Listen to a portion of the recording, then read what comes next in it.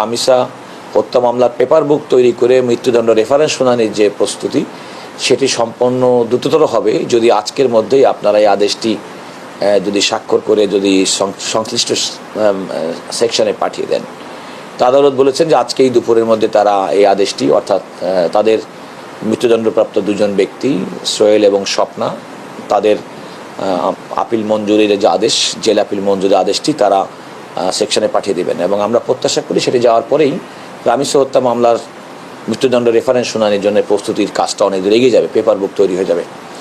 এটা হচ্ছে আমাদের সামগ্রিকভাবে আমরা রাষ্ট্রের পক্ষে রাষ্ট্রের দায়িত্ব এবং বর্তমান রাষ্ট্রের পক্ষে দায়িত্ব পালনকারী সরকারও সুবিচার সুনিশ্চিত করতে চাই, প্রকৃত অপরাধীর বিচার করতে চাই এবং যারা যাতে সমাজে কোনো মানুষজন অপরাধ করে পার না পায় সেটা দেখতে চাই এবং যে কোনো রায় দ্রুততম সময়ের মধ্যে কার্যকর হোক সেটাও চাই। তো আমাদের রাষ্ট্রের পক্ষ থেকে সরকারের অবস্থানটা আমরা দায়িত্ব পালন করে থাকি অ্যাটর্নি জেনারেল অফিস এবং আমরা আমাদের সে দায়িত্ব পালন করছি। তাহলে কি এখনো রামিসা হত্যা মামলা পেপার বুকটা তৈরি হয়নি? আপনি যেটা বলছেন 2 কার্য দিবস হয়ে যাবে আশা করছি এই কারণে যে কারণ তারও তো একটা আইনগত অধিকার আছে, একজন মৃত্যুদণ্ডপ্রাপ্ত আসামি তারও তো আপিল করার অধিকার আছে, তিনি তো জেল কর্তৃপক্ষের মাধ্যমে সে আপিলটি করেছেন, সুতরাং তার আপিলটা মঞ্জুর হয়েছে এবং সেই আপিলটা মৃত্যুদণ্ডের যে রেফারেন্স তার সঙ্গে একসঙ্গে শুনানি হবে। প্রত্যাশা অনুযায়ী যে 2 কার্য দিবসের কথা বলেছেন সেটা হয়নি, না সেটা হয়নি কারণ আপনাকে এটা মনে রাখতে হবে কিন্তু মৃত্যুদণ্ডপ্রাপ্ত ব্যক্তির কিন্তু 7 দিন সময় আছে জেল আপিলটি করার।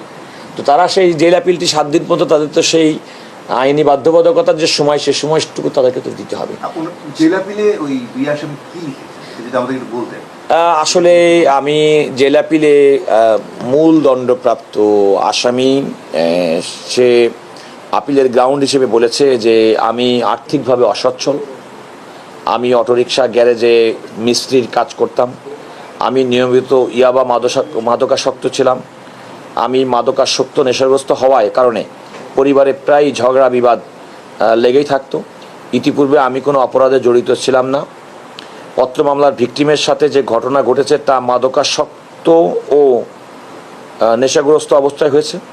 আমার আর্থিক অভাব, পারিবারিক অশান্তি, মাদকাসক্ত ও নেশাগ্রস্ত হওয়ার কারণে ঘটনাটি সম্পূর্ণ অনিচ্ছাকৃত অবচেতনভাবে হয়েছে।